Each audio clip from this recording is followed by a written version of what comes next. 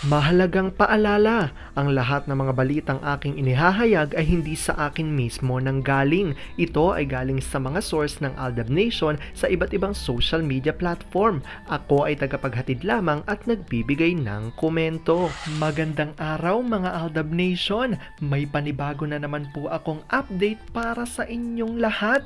Pero bago natin ito umpisahan ay huwag niyo munang kalimutan na mag-subscribe sa aking YouTube channel at i-click mo na rin ang katabing bell button para maging updated ka sa mga latest videos na i-upload ko. At kapag umabot na ng 100,000 subscribers ang aking channel, ay may sorpresa ako para sa inyong lahat.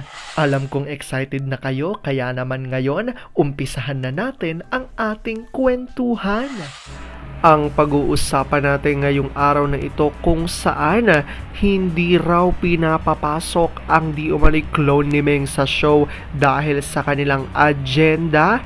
Kahit ang sikat na doktor raw na ito ay hindi kinaya na gayahin ng mukha ni Meng, sigaw ng karamihan, clone pa more. Super trying hard nga raw ang mga Zarzuelista sa nagawin ang kanilang mga zarzuela. Ayon yan sa ating source. Gaano nga ba ito katotoo at may sapat nga bang ebidensya ang makakapagpatunay rito?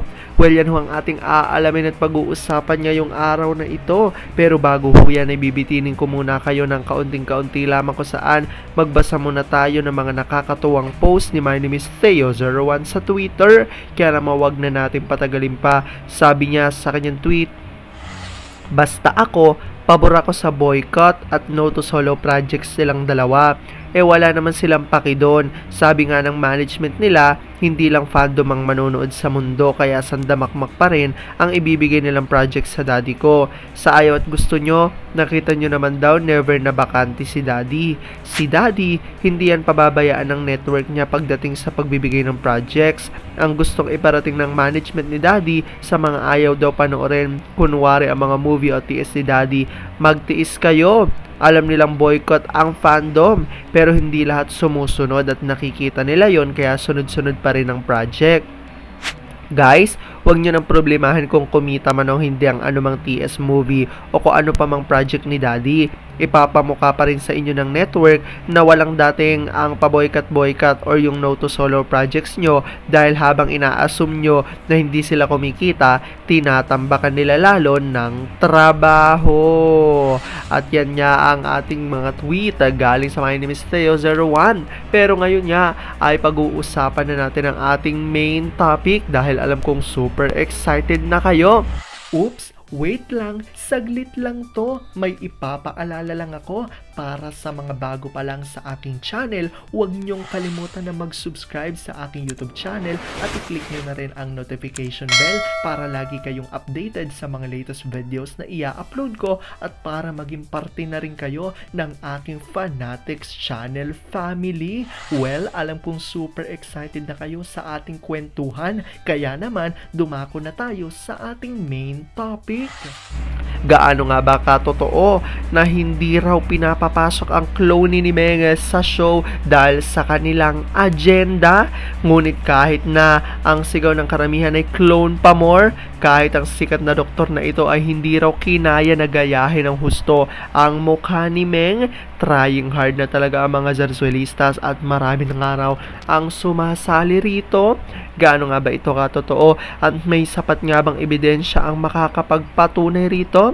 Well, alam kong super excited na kayong malaman yan kaya naman wag na natin patagalin pa.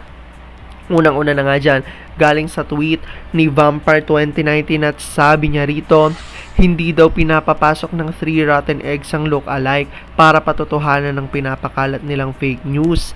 Inuuna ang fake news kesa sa kita ng show nila. Bakit hindi lagi pumapasok si Meng pag Sabado? Work now, pay later ba?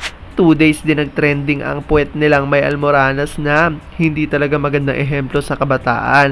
Kailan pa kaya magising itong mga gurang sa mga imahinasyon nila? In a way silang mga mukhang kawawa. Tingnan yung ABS kahit bilyon ng lugi nila, pero pagdating sa Z, all out ang labas nilang pera. Ayan, ilang taon na wala pa rin silang prangkisa. Walang naitulong ang manok nilang bakla sa kamera. mula ng mga nakangkurikupit. Sobrang tahimik siya. Paminsan-minsan, nagpo-post sa account ni Ganda para i-promote. Hindi siya nagkakapera kasi no pansin ang post niya. Tuloy lalong nababadtrip siya, lalo pa pag naunahan ng mga tabloid writers. At sabi nga ni Gabriel Asaya-Gaya, wala sa tamang katituan ng pag-iisip ng tatlo. Puro kasama ng pinaggagawa. Dahil dyan walang biyayang pumapasok. Ituloy nyo, 3 ulo lang kasinungalingan, lalong nalulugi ang show. Walang pang sweldo sa tao at sa guests. Nadamay si Meng sa TY, TF. At sabi naman dito, eto na nga ang tweet galing kay Soulmates at Kalakipang mga literato at sabi niya, trying hard, very hard ba Alden? Garapala na. Sana magkagarapata sila ay mali. Erase. At ito pa nga ang kasunod galing naman kay Limelight Sham. See the difference. At litrato nga ditong kalakip kung saan makikita ng isang clone daw di umano ni Meng at ang tunay na litrato ni Meng ay napaka magkaiba. At sabi naman dito ni Ella Solid Major account, dead man na lang kung siya ba yan o clone. Hanggat pumapayag sila, ganyan ang mga palabas nila.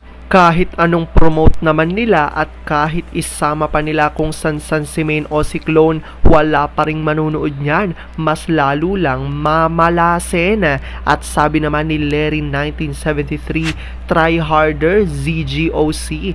Nasira ba ang galing ni Vicky Bello kay Clone ha? Sa bagay, sariling mata nga niya hindi niya makumpuni Aldab pa rin, no to solo projects. Ayan niya ang paninindigan ng mga Aldab Nation kung saan hindi nga raw pinapapasok ang clone ni Meng sa show dahil para ipalabas na totoong kasama ni Atay si Meng sa ibang bansa.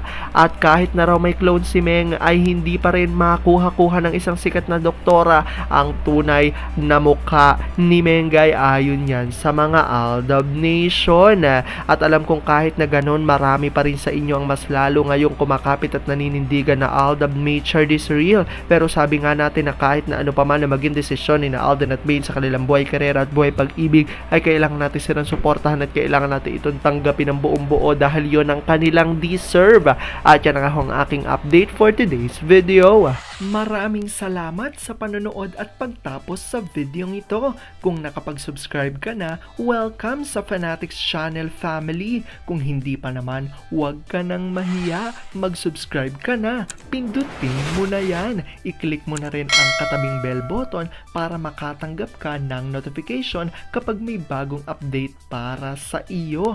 Para naman sa parte na ng aking pamilya, punta lang sa aking channel at i-click ang videos para mapanood mo at malaman mo pa ang mga nakaka-good vibes at nakakakilig na fresh news about Maychard. Muli, ako ho ang inyong lingkod na patuloy na maghahatid ng good vibes every day. Thank you mga Aldab Nation. Ingat!